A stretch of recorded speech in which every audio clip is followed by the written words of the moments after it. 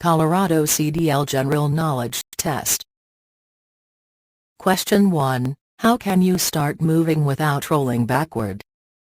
A. Put on the parking brake whenever necessary. B. Engage the clutch before removing your foot from the brake. C. Apply the hand valve. D.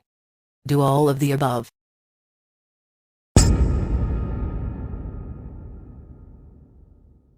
Answer D. If you have a manual transmission vehicle, partly engage the clutch before you take your right foot off the brake. Put on the parking brake whenever necessary to keep from rolling back. Release the parking brake only when you have applied enough engine power to keep from rolling back. On a tractor-trailer equipped with a trailer brake hand valve, the hand valve can be applied to keep from rolling back.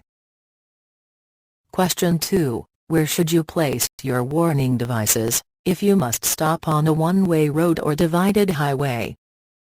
A. 20 feet, 50 feet, and 100 feet toward approaching traffic. B. 100 feet, 200 feet, and 300 feet toward approaching traffic. C. 50 feet, 100 feet, and 150 feet toward approaching traffic. D. 10 feet, 100 feet, and 200 feet toward approaching traffic.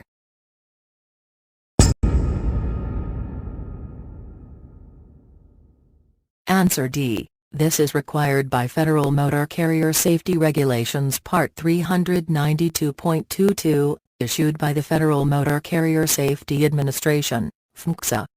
Those regulations also specify where to place warning devices on other types of roadways such as two-way roads and curbs.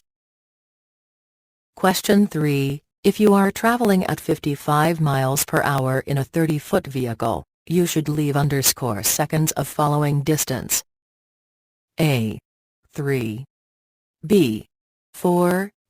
C. 7. D. 6.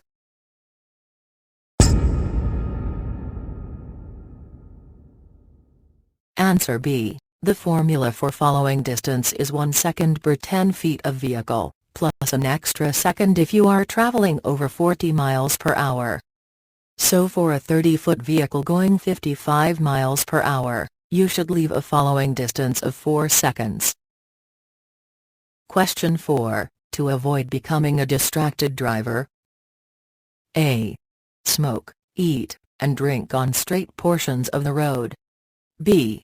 Read maps or use your phone only when there are no cars around you. C. Have all your emotionally difficult conversations in the first hour of driving. D. Turn off your cell phone if possible until you reach your destination.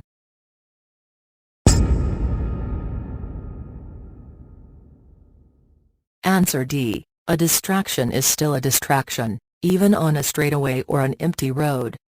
Do not eat, drink, smoke, text, read, or have difficult conversations while driving. If possible, turn off your phone and keep it off until you are done driving for the day. Question 5. Always try to back toward the driver's side because A. You can see better, watching the vehicle's rear out the side window. B. Your truck will naturally pull toward the driver's side. C. It's more comfortable for turning your neck. D. All of the above are true.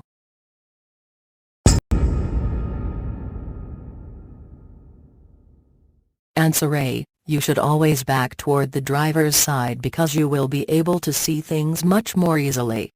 For example, you can keep an eye on the vehicle's rear by viewing it out your side window.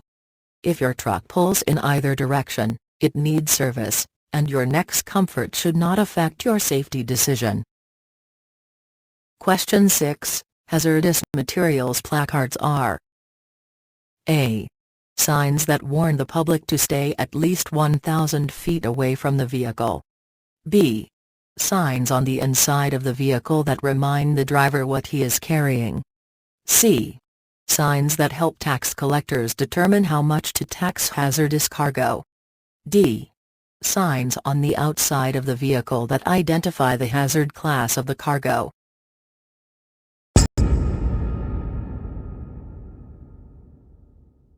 Answer D. Hazardous materials placards are four regulated signs on the outside of the vehicle that identify the hazard class of the cargo for those who need to know, such as emergency service personnel or those who load and unload cargo.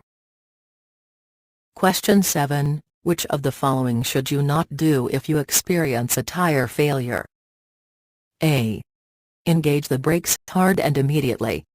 B. Be aware that a tire has failed. C. Hold the steering wheel firmly. D. Stay off the brake pedal.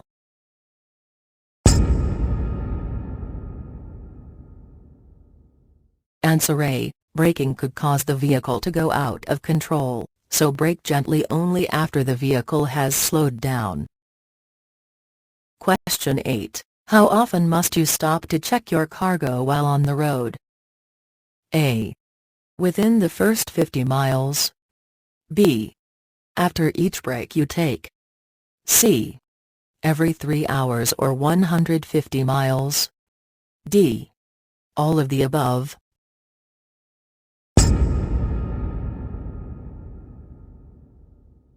Answer D. While the rules vary by jurisdiction, it's a good idea to check your cargo within the first 50 miles of your journey.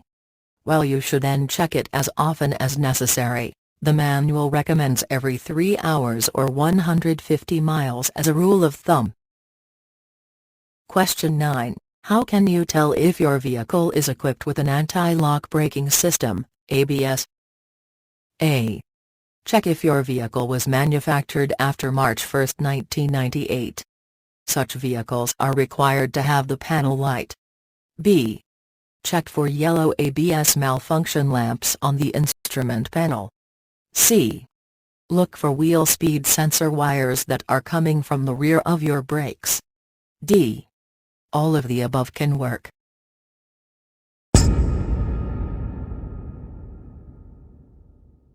Answer D. Today, most vehicles with ABS have a light on the instrument panel that will light up briefly when the vehicle is started to alert you about the ABS. Or you can check for wires from your brakes. Question 10. Which of the following types of vehicles can be operated without a CDL? A. Military vehicles operated by active duty personnel. B. Farm vehicles, if operated by a farmer within 150 miles of the individual's farm. C. Emergency snow plowing vehicles, used during emergency snow removal situations. D. All of the above.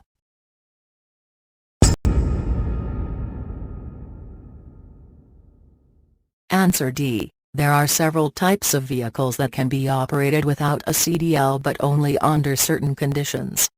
Check the list in the Colorado Commercial Driver License Manual or contact the Colorado DMV for details. Question 11. Starting the engine and inspecting the cab involves each of the following tasks, except A. Checking the transmission controls. B.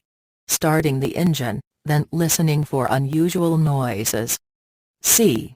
Starting the engine, then putting the gear shift in neutral. D. Checking the air pressure gauge.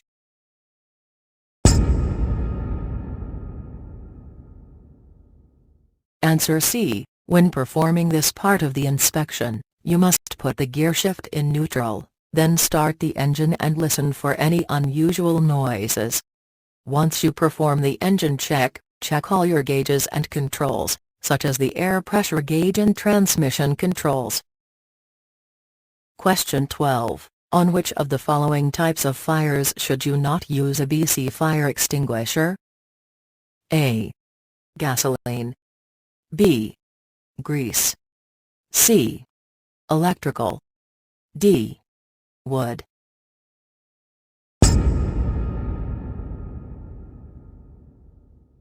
Answer D. ABC fire extinguisher should not be used on burning materials that you can use regular water on, such as wood, paper, and cloth. These require an A or a BC fire extinguisher. Question 13. Total stopping distance equals A. reaction distance plus viewing distance plus braking distance. B. Perception distance plus reaction distance plus braking distance. C. Reaction distance plus braking distance. D. Braking distance plus stopping distance.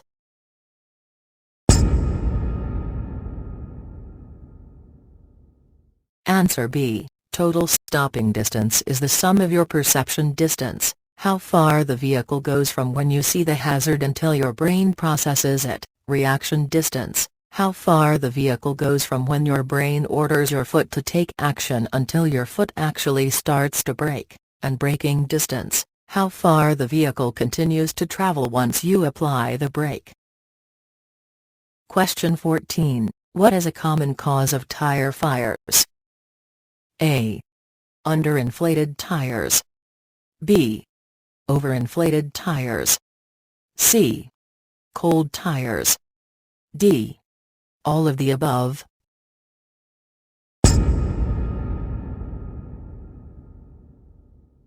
Answer A. Underinflated tires and dual tires that touch are the most common causes of tire fires. Question 15. Do empty trucks have the best braking? A. Number. B. Yes, but only on wet surfaces. C. Yes, but only if the trucks are newer than 1998. D. Yes.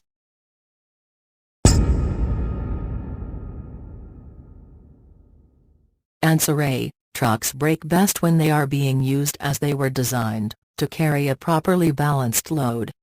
Empty trucks actually have greater stopping distances than loaded trucks because they have less traction. Question 16. What is the best way to calculate how many seconds of following distance you have?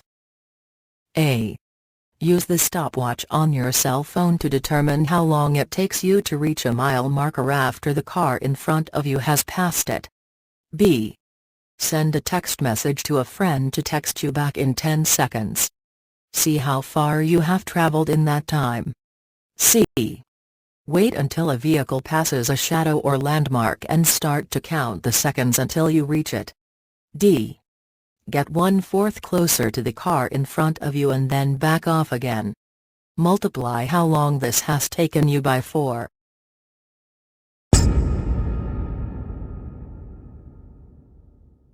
Answer C. Count how many seconds it takes you to reach some object after the car in front of you has passed it. You can count seconds as follows: 1001, 1002. The other 3 choices here either will not work or involve dangerous distractions. Note that you should increase your following distance in heavy traffic, in bad weather, with heavy vehicles, or at higher speeds.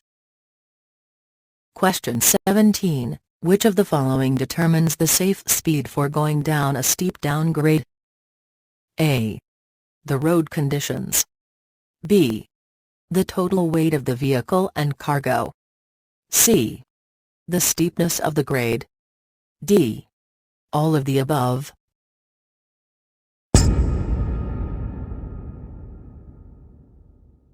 Answer D. To select a safe speed for going down a steep downgrade, you should consider such factors as its steepness, its length, the road and weather conditions, and the weight of your vehicle and its cargo.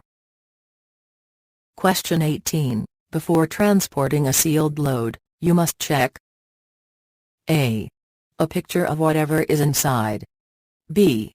A small sample of whatever is inside. C. That you don't exceed gross weight and axle weight limits. D. All of the above.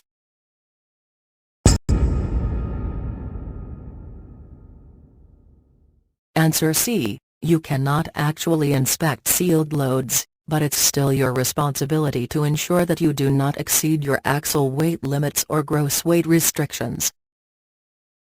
Question 19. The minimum tread depth for front tires is A. 1/2 inch. B. 4/32 inch. C. 3/8 inch. D. 1/32 inch.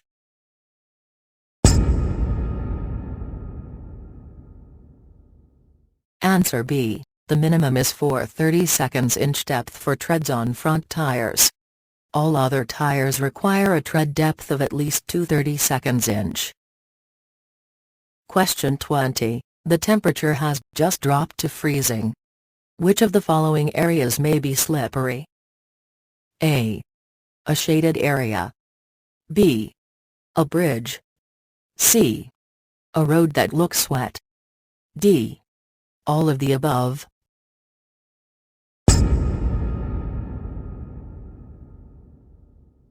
Answer D. Once the temperature dips down to freezing, some sections of the roadway will begin to freeze, starting with shaded areas and bridges. A road that looks wet may have a layer of black ice, which is slippery. Question 21. In your emergency kit, you do not need to have A. Warning devices. B. Spare electrical fuses. C.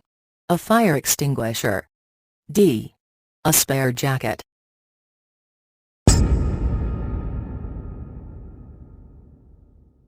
Answer D. While a jacket might keep you comfortable, it is not a required part of your emergency kit.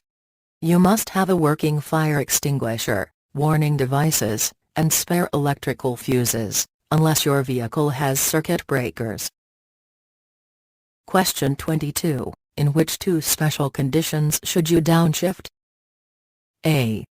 Starting down a hill and entering a curve. B. Starting down a hill and finishing a curve. C. Starting up a hill and entering a curve. D. Starting up a hill and finishing a curve.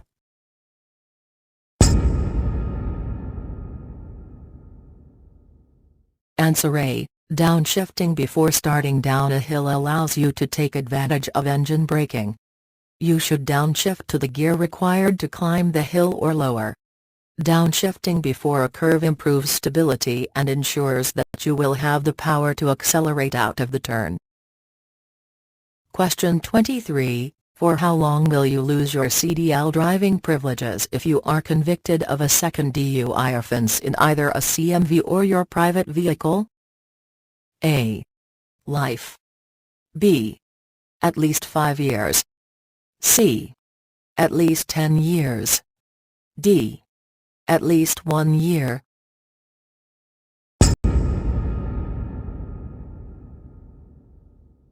Answer A. A second DUI offense, regardless of the vehicle being driven, will cause you to lose your CDL for life. Consider your first DUI a wake-up call and a chance to get help, because your second offense will mean unemployment in your chosen profession. Question 24. How far ahead should drivers look while driving, according to the manual? A. 12 to 15 seconds. B. 7 to 12 seconds. C. 10 to 12 seconds. D. 5 to 10 seconds.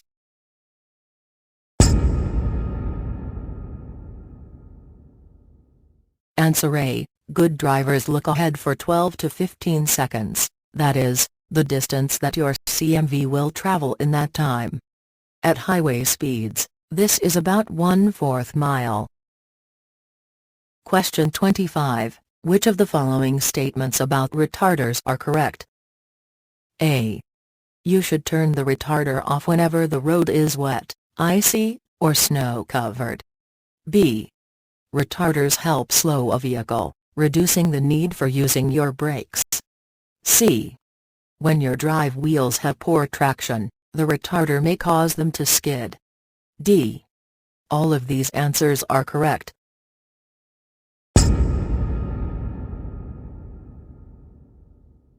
Answer D. While retarders can help reduce the need for braking, they can make a skid more likely in inclement weather or whenever your wheels have poor traction. Therefore, you should always turn off your retarder in poor weather. Question 26. Which of the following is a key steering component? A. Bearing plate. B. Torque rod. C. Leaf spring. D. Gearbox.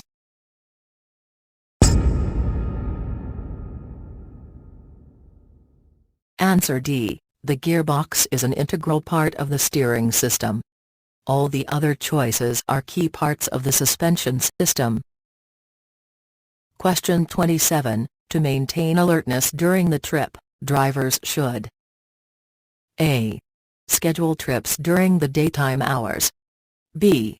Get 8–9 hours of sleep. C. Avoid medications that cause drowsiness. D. Do all of the above.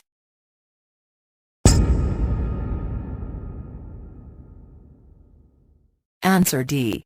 Sleep debt is a dangerous condition in which missing sleep adds up and you risk falling asleep at the wheel until you are fully rested. People are often surprised when they find out that getting less than 6 hours of sleep per night triples your risk of accident. To prevent drowsiness before a trip, the driver should get adequate sleep. Adults need 8 to 9 hours to maintain alertness. Prepare route carefully to identify total distance, stopping points and other logistic considerations. Schedule trips for the hours you are normally awake, not the middle of the night. Drive with a passenger. Avoid medications that cause drowsiness. Consult your physician if you suffer from daytime sleepiness, have difficulty sleeping at night or take frequent naps. Incorporate exercise into your daily life to give you more energy. Question 28. You should inspect wheel bearing seals for A. Broken leaf springs. B. Tears. C. Leaks. D. Twisted axles.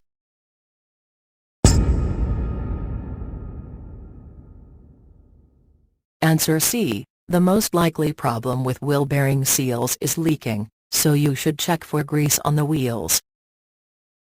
Question 29. Why should you cover cargo? A. Because many states require it. B. To protect individuals from any spilled cargo. C.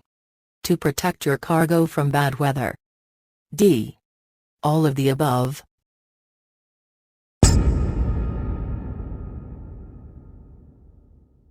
Answer D. There are several reasons to cover your cargo, including protecting other people and the cargo itself. It will also help you comply with regulations in several states. Question 30. When backing, it is important to use a helper. A. Because you are providing a job for someone else. B. Because people feel more comfortable when you do. C. Because you have blind spots. D. For all of the above reasons.